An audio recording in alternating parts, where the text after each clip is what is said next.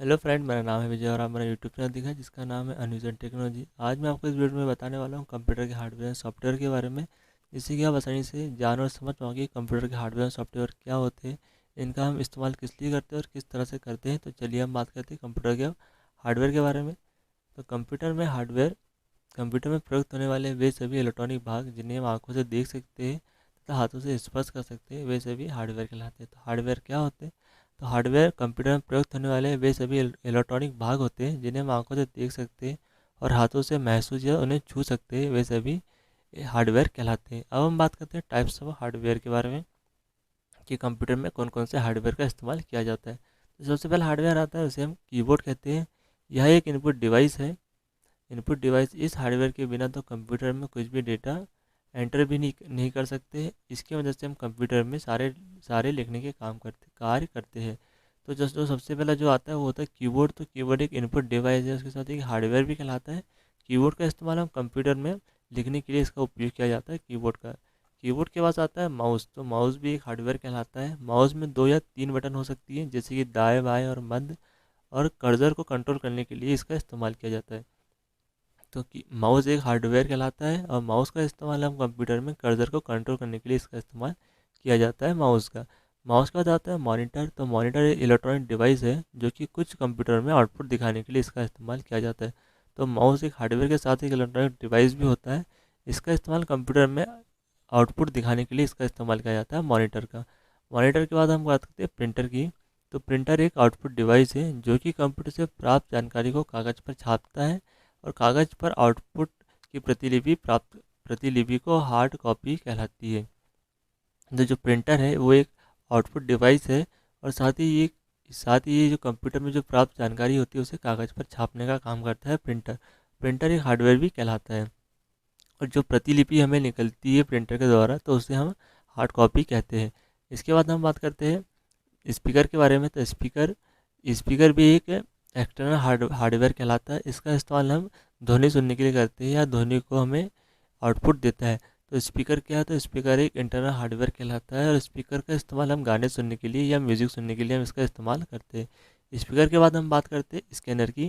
तो स्कैनर एक बाहरी हार्डवेयर कहलाता है। स्कैनर का प्रयोग करने के लिए लिखित कागज़ या तस्वीरों को डिजिटल चित्र में परिवर्तन करके मेमोरी में सुरक्षित रखने का काम करता है। तो स्कैनर क्या कहलाता है? स्कैनर एक बाहरी हार्डवेयर कहलाता है। स्कैनर का इस्तेमाल हम लिखित कागज़ या तस्वीरों को डिजिटल चित्र में परिवर्तन करते हैं और इसे मेमोरी में सुरक्षित करके रखने का काम करता है क्या? स्कैनर। इस स्कैनर के बाद हम बात करेंगे सीपीयू की। CPU micro processor. तो सीपीयू जिसका पूरा नाम है कंट्रोल प्रोसेसिंग यूनिट, ये खुद हार्डवेयर नहीं होता है। इसके अंदर कई सारे हार्डवेयर होते हैं छोटे बड़े, और हम सीपीयू को कंप्यूटर का मस्तिष्क भी कहते हैं। तो जो सीपीयू का फुल फॉर्म होता है वो होता है कंट्रोल प्रोसेसिंग यूनिट। और सीपीयू खुद एक हार्डवेयर नहीं होता है। सीपीयू के अंदर बहुत सारे छोटे या बड़े हार्डवेयर का इस्तेमाल होता है, जैसे कि रैम हो गई, एसएमपीएस हो गया, हार्ड डिस्क हो गया। ये सारे हार्डवेयर सीपीयू के अंदर होते हैं।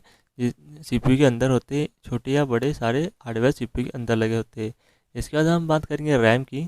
तो जो रैम का नाम है रैंडम एक्सेस मेमोरी कहलाती है और इसको हम डिजिटल एक्सेस मेमोरी भी बोलते हैं। यह मेमोरी ज़्यादातर कंप्यूटर में सेकेंडरी मेमोरी की तुलना में कम साइज की होती है।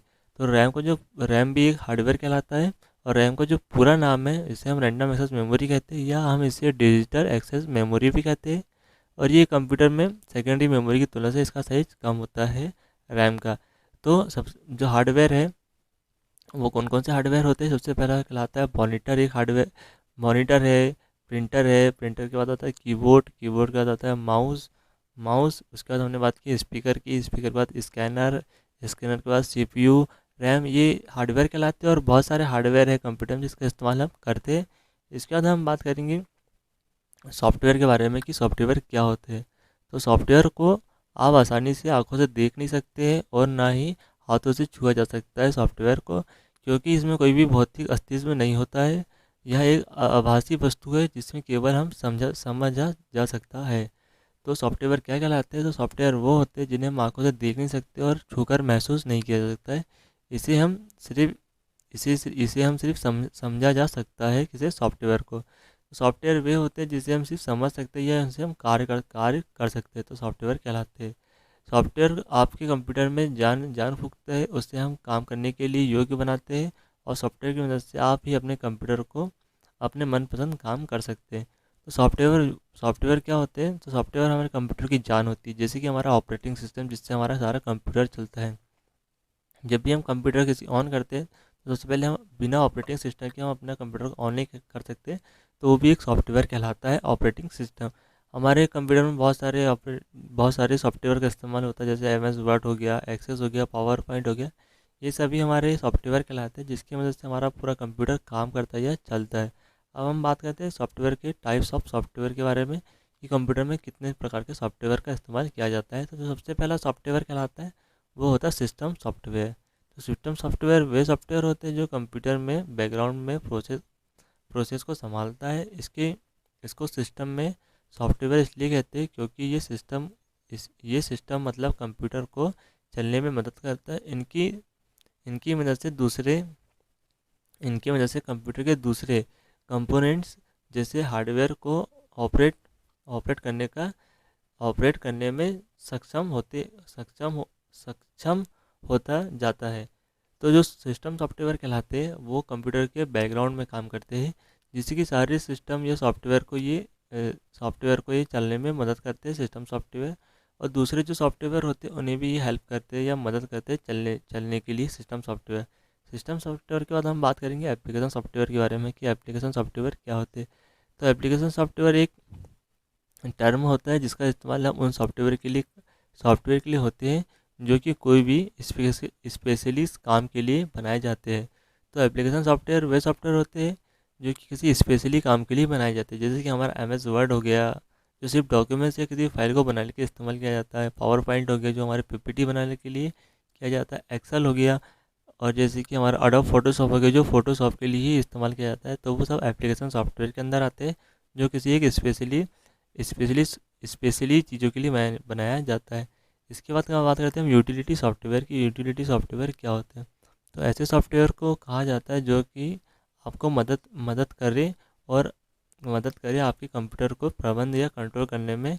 वैसे ऑपरेटिंग सिस्टम आमतौर पर ऐसे बहुत से ज़रूरी टूल पहले ही प्री इंस्टॉल कर रहती है, लेकिन अगर यूटिलिटी प्रोग्राम के मदद के लिए आपको बेहतर कार्यक्षमता प्रदान करता है। तो जो यूटिलिटी सॉफ्टवेयर होते हैं ये वो सॉफ्टवेयर कहलाते हैं जिसे हम किसी प्रोग्राम को या डाउनलोड या इंस्टॉल करते हैं, तो वो अपनी यूटिलिटी द्वारा उन सॉफ्टवेयर के जो ड्राइवर रहते हैं उनको रीइंस्टॉल करके ये पहले से रख लेता है, कि जो हम भी कोई सॉफ्टवेयर या यूज़ कर रहे हैं, ओपन कर रहे हैं, तो ये उसको रन करने में और आसानी देता है हमें यूटिलिटी सॉफ्टवेयर।